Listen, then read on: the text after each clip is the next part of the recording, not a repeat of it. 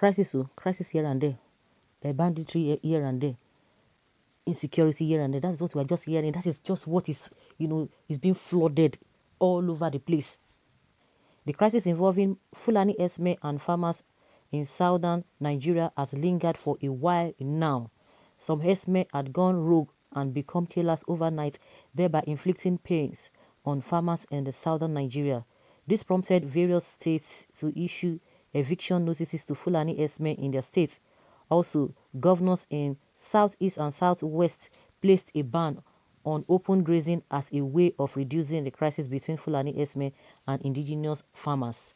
The executive governor of Gombe State, Muhammadu Yahya, has pleaded with governors in southern Nigeria and all southerners to be patient with Fulani herdsmen.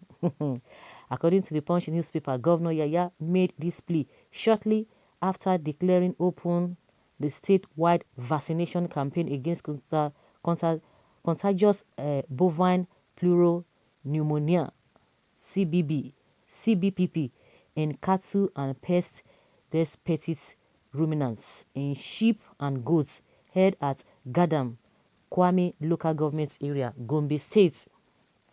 The governor pointed out that they are law-abiding Fulani men and they should be allowed to coexist in peace. He said it is a problem people encounter, especially our herders in South, which is usually attached with criminal activities of some elements which are not necessarily the cattle rearers and herders. I urge them to stay in peace and live in peace wherever they are. I urge government down south to be patient and live with the herders, especially where they are law-abiding and living in peace with residents of those places. Concluding in a statement, the governor urged Nigerians to see the need to live in peace so that the country can experience more progressive and development. This is a nice speech from the governor. What is the problem now with the herdsmen? Well, he's entitled to his opinion. But one thing, the problem I'm always having with these people is that, good and fine, you are speaking to some people, those who are at the receiving end. It's not as if the southerners are coming to your side to commit all these atrocities. It's not as if they are coming to your side to create problems for you. But it is your people that are coming to create problems for people in their own domain. Now, why is it that you cannot tell the government, the ones that are, how do you now differentiate them? Because now this one is not like pleading, you just have to live with them, just like the statement Femi Adesina made sometime that, oh, you are talking about land when the issue of this herdsmen. Why is it that the problem? Because I'm just even trying to digress because it's really annoying. When this kind of incident started from Benue, when it was really, really hot, of course, they are still going through the same problem.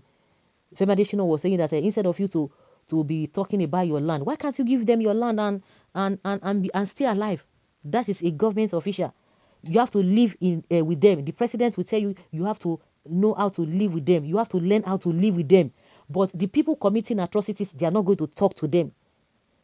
They are not going to say anything to them. You are not going to call on the security agencies. Are they even supposed to be called upon in the first place? Somebody who is committing crime.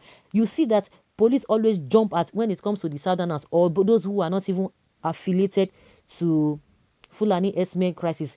Once you are a criminal that you are not even in any way, is not related to all of those things, they will jump, they will be sweating. You can imagine OPC brought the so-called Wakili that people have been, have been complaining about. You saw the man, the next thing you detain the people that brought him, and you sit down, just like that.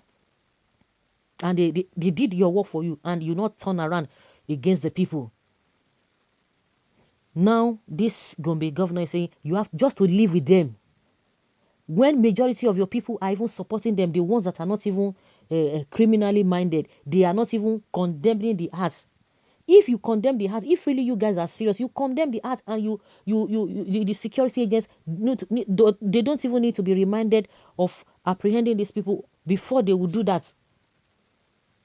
So is it all about just manage them? Because from what I can deduce from what the governor said, just manage them, just be with them, just learn how to live with them. Now, so person they do something. Is it supposed to be like that? Just manage them and live with them. And the few ones who are committing atrocities, what should be done to them? They should emphasize this thing holistically.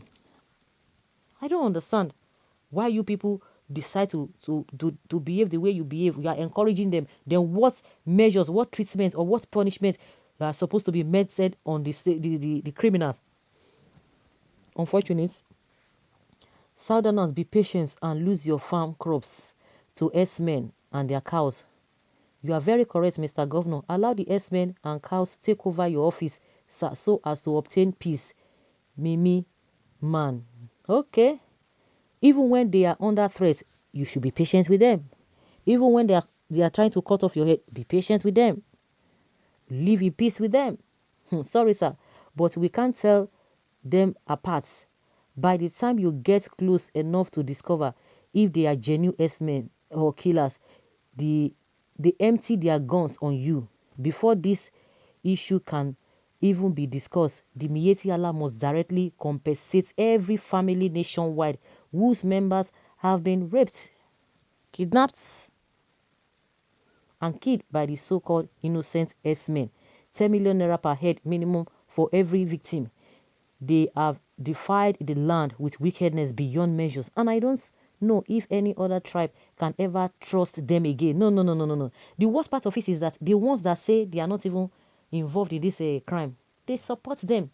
They will tell you your own is too much. What is the problem? The worst part of it is that they turn around and begin to blame the victims, and they will now be forming victims. Who does that? And the worst part of it is that a lot of them came all the way from outside the country, and yet, who opened the door for them? Who opened the door for them?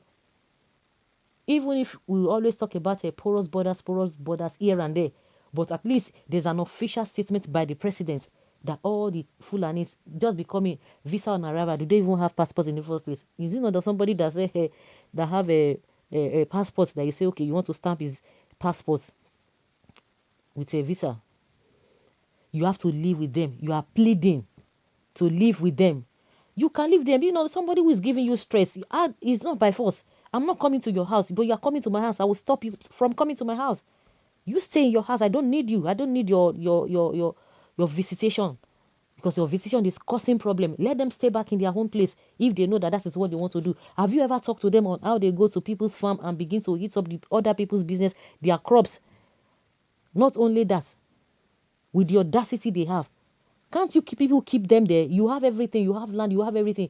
According to you, you are the owner of this and that. Keep your people over there. Is it by force? Is it a trouble? So guys, let's hear your opinion on this.